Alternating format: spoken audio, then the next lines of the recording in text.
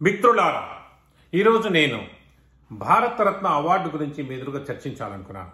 1954లో start చేసిన ఈ award 55లో రామాజీచారి, Rajagopalachari, Sarvepalli Radhakrishna, CV రామన్కి ఇచ్చారు స్టార్టింగ్లోనే.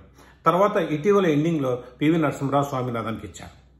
అసలు ఈ అవార్డు ఏంటి, ఎవరికి ఇస్తారు, ఎందుకు ఇస్తారు, కొలమానం ఏంటి? అవార్డు ఏంటంటే, ఒక వ్యక్తి తన జీవితాంతం ఆ ఫీల్డ్కే అంకితమై ఆ తర్వాత కూడా ఆయన ఆదర్శంగా తీసుకునే జనం ముందుకెళ్లడం, మరణించే వరకు ఒకే ఫీల్డ్కు ఆయన సేవలు అంకితం కావడం, మరణించిన తర్వాత కూడా ఆయన యొక్క ఛాయలు సమాజంలో కనిపించడం, ఇవన్నీ ఉండి తర్వాత రాజకీయ సపోర్ట్ ఉంటే తప్పకుండా అవార్డు వస్తుంది.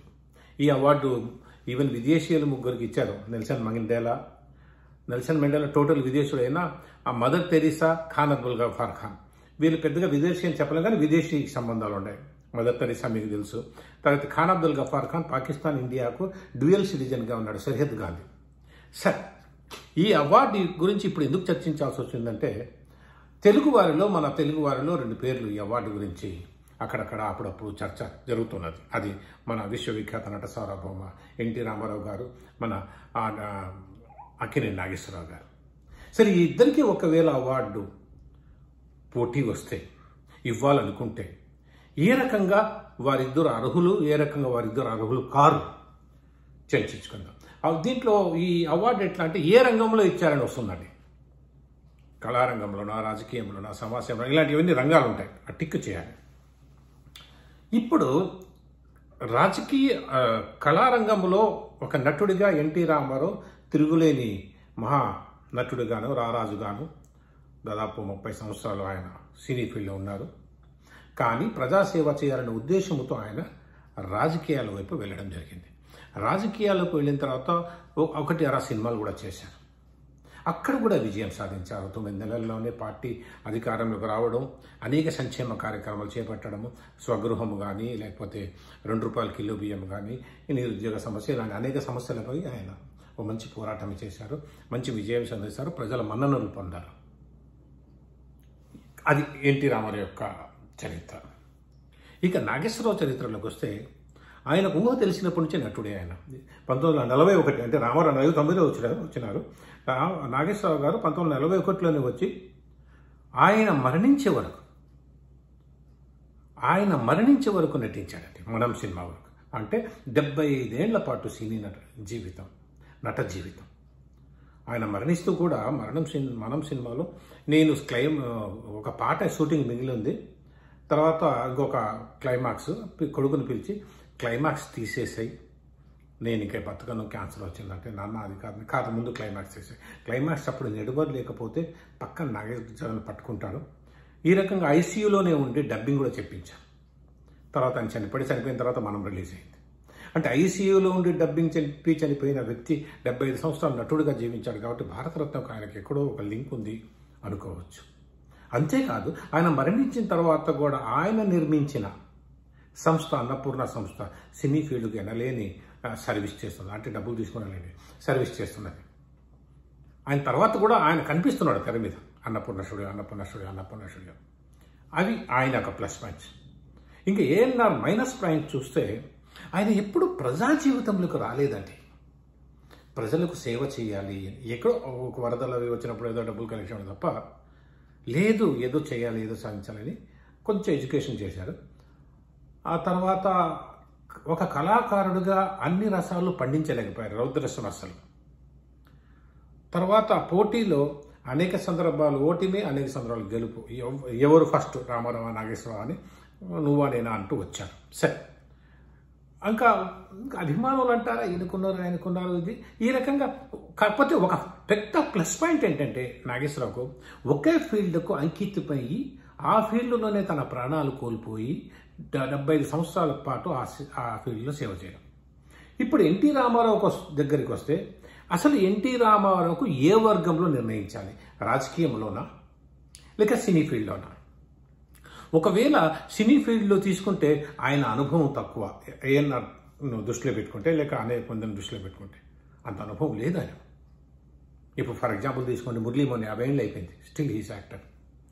చాలామంది 50, ఈవెన్ బాలకృష్ణ 50 years కంప్లీట్ చేస్తారు సినీ ఫీల్డ్. రామారావు చేయలేదండి. ఆయన ఒక వయసు వస్తూనే he shifted to the politics, ప్రజాసేవ చేయాలనే ఉద్దేశం, మంచి ఉద్దేశం. అక్కడ కూడా విజయం సాధించారు అనేక విషయాల్లో. ఇప్పుడు ఎక్కడ టిక్ చేయాలి? రాజకీయాల్లో టిక్ చేసి ఒకవేళ అప్లికేషన్ ఫిల్ చేస్తే ఆయనకు మించిన జ్యోతి బసు కానీ లేకపోతే మన చంద్రబాబు నాయుడు 40 ఏళ్ల పాటు ఏకధాటిగా ఎమ్మెల్యేగా ఉంటూ, ఏకధాటిగా ప్రజాసేవలో ఉంటూ రాజకీయంగా నిష్ణాతులైన వారు ఉన్నారు.